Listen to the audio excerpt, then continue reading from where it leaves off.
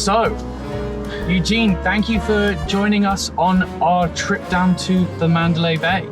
Eugene, for our viewers, could you tell us a bit more about yourself and your organization too, please? So my name is Eugene Shafronsky. I'm head of strategy at thinktum. thinktum is an organization that focuses on providing solutions, technology solutions, mainly for insurance companies, but others as well. Yeah.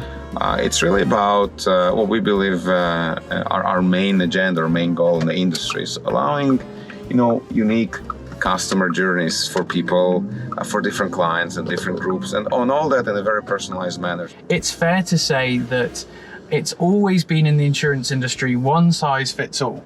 You apply for a premium, you either get approved or you don't, you get it, and then that's that. What I'm hearing from you, Eugene, is that is all about to change because of data science, and I think that's where you come in, right? Yeah, it has been changing for a few years now. I think COVID was a big trigger in that change, and We've seen more and more companies start thinking about it. Well, we no longer can do things in the same way we have been doing for many years. Yeah. And I think when I mentioned data science, we mentioned AI, but before that, it's even looking at finding the way, how we can really approach our customers that now have this unique customer experience, with Amazons and Apples and Microsoft and Googles of the world, when they get things the way they want. So how can we give them that unique choice? And that's what personalizations begin. Personalization begin not with the journey itself, but the device of their choice, how they would like to consume whatever they would like to consume, how they would like to choose what they want to choose. And then on our end, a journey itself, how it can be tailored to them, so we can not only either give them something or not, but also give them specific recommendation, what may be the best for them, or maybe some bundles or some combination of options and solutions for them. Let's expound that. Where is the future of insurance going to go with all this hyper-personalized, increased data usage going? So there's a few interesting points, right? Because it's a very multi-dimensional. So I think one of the first things that we always need to remember, and that's how I look at my company, is the strength of the company relies on its people. Yeah. So if you have people that are fit, it's not about good or bad people, but people that fit to run your organization where you want the organization to go, then your organization likely will be able to get there. And I think in the future, the people that will be running this industry will be different from people that are today. Wow. And that has nothing to do with age, by the way. Sure. Right? Yes. It has to do with their skill set and mindset. Right. And the skill set is going to be more about operating technology and operating technology that really takes in the clients or takes in the data, and be able to oversee that, to operate it, to adjust it, to QA it, if you like, to get the feedback.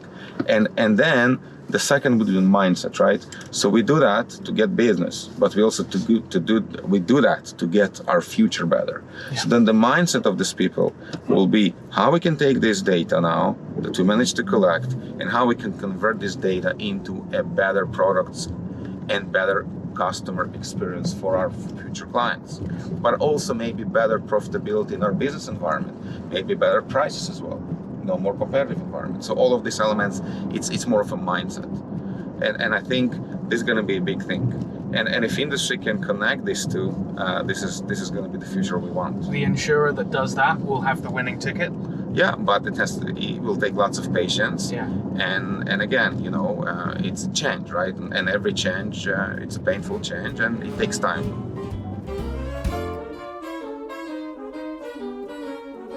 Now, so you're based out of Canada, am I correct? Yeah, I'm based out of Toronto. Ah, okay. In Canada, yeah. Tell us a bit more about that.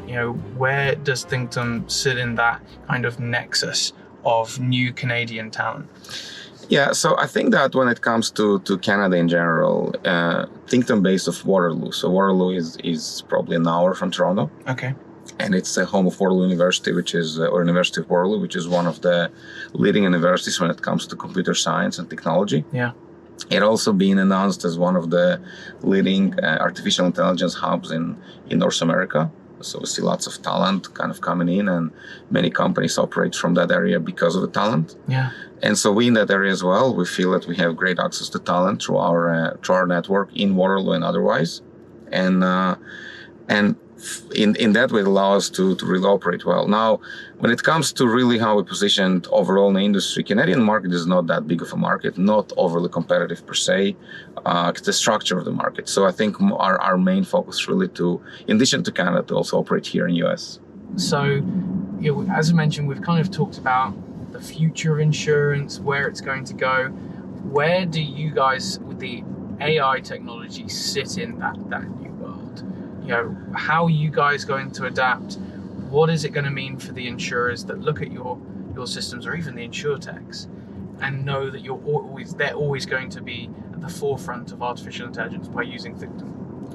Yeah, so I mean, we invest a lot in our R&D department. Right. Obviously, there's different combinations of clients' requests that we look into to tailor and be able to provide our clients with what they need. But in addition to it, we believe in R&D, so it's a constant chase after how we can make the customer experience better. So it's looking around at understanding what others do, not just in our industry, overall, and understanding how our solutions can be more helpful. So when it comes to data, for example, one of the things that the industry was not very good at is insurance industry. Let's just look at the clients that only applied, only completed applications. But I think a big amount of data really exists within those who never did, never completed. They tried to some degree, they attempted, but they didn't finish. So one of the methodologies for us is really going after that data as well, because using that data, your offering going to become much better.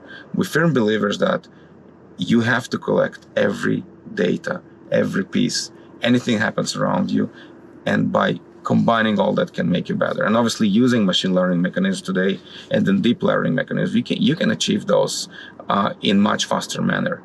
You can eliminate the need for people to do all this routine and boring job. And as a result of it, you can free people, insurers, business experts, to use their mind for more brilliant and creative tasks. Yeah. Right? And that's what engages people, motivates people. And I see younger generation as well, talking about future. They want to belong. They want to be able to contribute to a greater cause. It's not just about money. So AI is going to be not the revolution in the way that people thought, in the fact that it's going to be taking over everyone's jobs. No. It's going to be revolutionizing it because it's going to be augmenting people's jobs to become more human. Absolutely.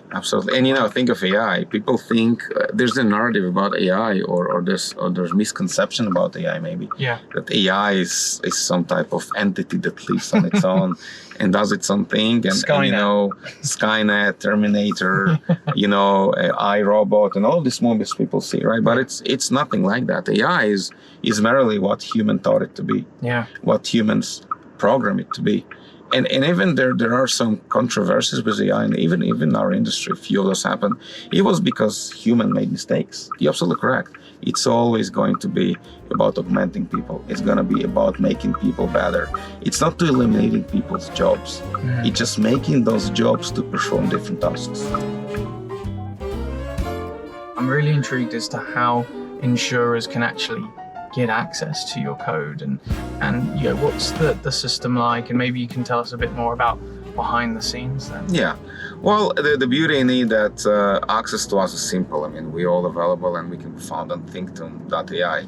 But I think when we talk about the code, it's more about the no code, if you like. So the idea for us is the coding itself becoming a little bit complex, and most insurance companies do not have resources to do coding, and that's why we firmly believe that customer journeys and the entire insurance experience is suffering because companies lacking tech resources and lacking ability to make what they do better.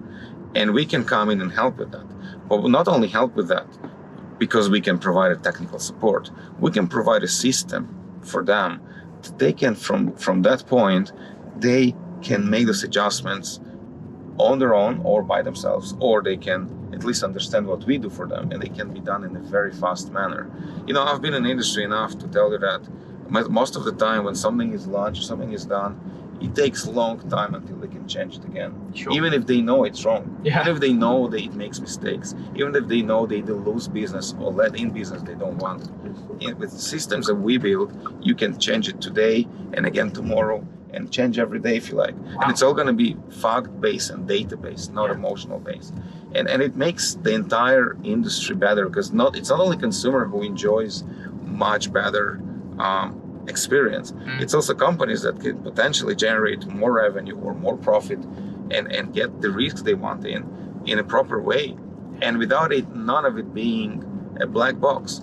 Again, one of the things that we hear quite often from companies that touch some electronic processes or some AI-driven process, they talk a lot about it as a black box.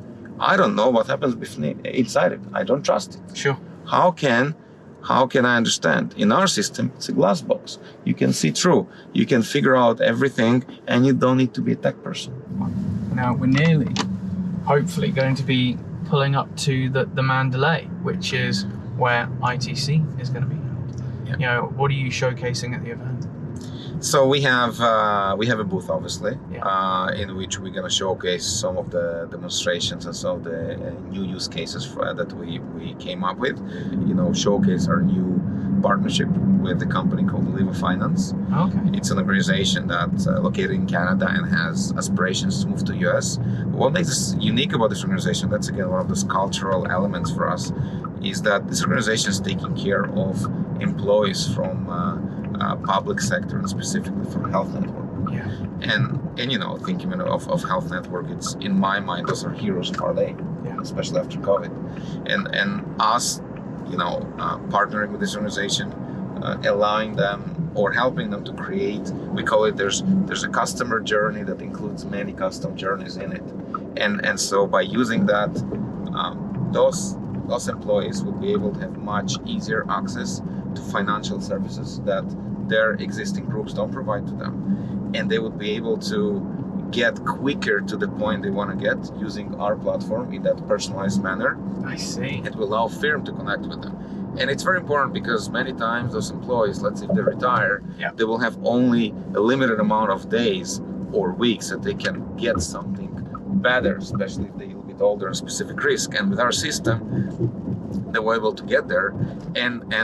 And also our system was designed to provide them support in any way they feel like. So whether it's mobile, whether it's online, or whether it's in person or over the phone, all of that is available with Liva Finance, but based or sitting on our technology. So it has a little bit of everything, and a little bit, you know, kind of pre-qualification, a little bit underwriting, a little bit risk assessment, a little bit specific, even I would say, some needs analysis, right? Yeah.